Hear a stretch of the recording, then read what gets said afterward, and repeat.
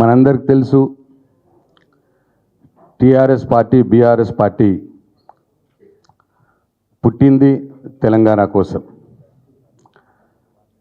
ఆ రోజు కేసీఆర్ గారి నాయకత్వంలో తెలంగాణ రాష్ట్ర సాధన కోసం టీఆర్ఎస్ పార్టీని కేసీఆర్ గారు ప్రారంభించారు. 15 సంవత్సరాలు సుదీర్ఘంగా తెలంగాణ ప్రజల ఆకాంక్ష నెరవేర్చడానికి ఎన్ని ఆటుపోట్లు ఎదురైనా తనకున్న పదవులన్నిటినీ త్యాగం చేసి ఆ రోజు ఉన్నటువంటి అధికార పార్టీలో ఉన్నటువంటి డిప్యూటీ స్పీకర్ పదవిని, ఎమ్మెల్యే పదవిని, పార్టీ రాష్ట్ర కార్యదర్శి పదవిని త్యాగం చేసి తెలంగాణ ప్రజల కోసం, తెలంగాణ రాష్ట్ర సాధన కోసం కేసీఆర్ గారు నడుం బిగించి పెట్టినటువంటి పార్టీ మన పార్టీ. 15 సంవత్సరాల సుదీర్ఘ పోరాటం తర్వాత తెలంగాణ కోసం కొట్లాడిన కేసీఆర్ గారే తెలంగాణను పాలిస్తే బాగుంటుందని తెలంగాణ ప్రజలు టీఆర్ఎస్ పార్టీకి పట్టం కడితే 10 సంవత్సరాలలో కేసీఆర్ గారి తెలంగాణ రాష్ట్రాన్ని దేశంలో నంబర్ 1 రాష్ట్రంగా తీర్చిదిద్దినారు. అనేక రంగాల్లో ఇవాళ తెలంగాణ రాష్ట్రం ఈ దేశానికి ఒక దిక్సూచిలా కేసీఆర్ గారు తెలంగాణ రాష్ట్రాన్ని మార్చినారు. అయితే దురదృష్టవశాత్తు ఆ రోజు కాంగ్రెస్ పార్టీ రేవంత్ రెడ్డి అనేక అలివిగాని హామీలు, అబద్ధాలు చెప్పి ప్రజల్ని మోసం చేసి కొద్ది తేడాతో అధికారంలోకి వచ్చినాడు. పోయిన సంవత్సరం 2024 సంవత్సరంలో రేవంత్ రెడ్డి చేసిందేమీ లేదు. ఒకటి,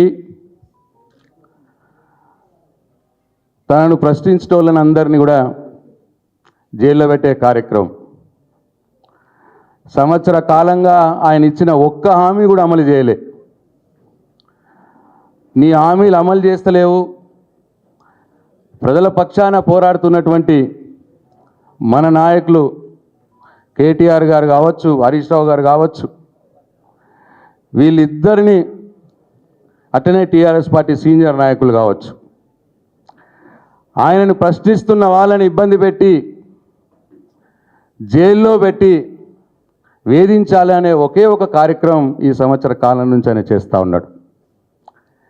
ఈ రెండు, తనిచ్చిన హామీలన్నీ కూడా అమలు కావట్లేదు, దీని నుంచి ప్రజల దృష్టిని మరచాలి, డైవర్షన్ పాలిటిక్స్, ఈ 2 కార్యక్రమాలు తప్పిస్తే ఆయన ఇప్పటిదాకా చేసిందేం లేదు.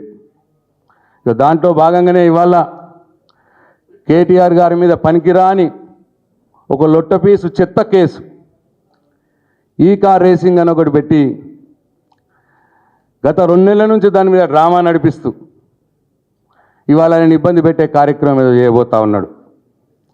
హరీష్ రావు గారి మీద కూడా కేసు పెట్టినారు. మా మీద కూడా ఆ రోజు మంత్రులుగా పనిచేసిన వాళ్ళ మీద కూడా విజిలెన్స్ ఎంక్వైరీలు పేర్ల మీద మా మీద కూడా కేసులు తయారవుతూ ఉన్నాయి. అంటే ప్రజల పక్షాన, తెలంగాణ ప్రజల పక్షాన పోరాడుతున్నటువంటి టీఆర్ఎస్ పార్టీ నాయకుల మీద, కార్యకర్తల మీద కేసులు పెట్టి వాళ్ళ గొంతు మూయించే కార్యక్రమం తప్పిస్తే ఇవాళ రేవంత్ రెడ్డి ఏమీ చేస్తలేడన్న విషయం ప్రజలకు కూడా అర్థమవుతూ ఉన్నది. నేను ఈ సందర్భంగా ఈ 2025 సంవత్సరం రేవంత్ రెడ్డికి ప్రతి ఒక్క టీఆర్ఎస్ పార్టీ కార్యకర్త సింహ స్వప్నంలా ఇవాళ తయారు కావాలా అని చెప్పి నేను పిలుపునిస్తా ఉన్నాను. 2025 సంవత్సరంలో ఈ రేవంత్ రెడ్డి పని బట్టాలే మనమందరం. సరే, ఇంతకుముందు మోసంచారి గారు చెప్పినారు, నీకు చేతనైంది ఒకటే, మా గొంతులు నొక్కేసి మమ్మల్ని జైల్లో పెట్టి మా గొంతులు నొక్కాలని నువ్వు ప్రయత్నం చేస్తూ ఉన్నావు. మేమందరం జైల్లో ఉన్నా సరే నీ వైఫల్యాలను ఎండగడతానే ఉంటాం, నీ అవినీతిని ఎండగడతానే ఉంటాం. నీ భరతం బట్టేదానిక ప్రతి ఒక్క టీఆర్ఎస్ పార్టీ కార్యకర్త ఒక కేసీఆర్లా తయారై నీ పని పడతాము అని చెప్పి దానికి మనందరం కూడా మనం ముందుకు పోవాలని చెప్పి మీ అందరినీ కోరుకుంటూ 2025వ సంవత్సరంలో మన టీఆర్ఎస్ పార్టీ బ్రహ్మాండంగా ఈ కాంగ్రెస్ పార్టీని రేవంత్ రెడ్డిని ఎదుర్కొనేందుకు మనందరం కూడా సన్నాహితం కావాలని చెప్పి మీ అందరినీ కోరుకుంటూ సెలవు తీసుకుంటున్నా. జై తెలంగాణ, జై KCR. Please subscribe to the channel and download the Politicos app from the links in the description.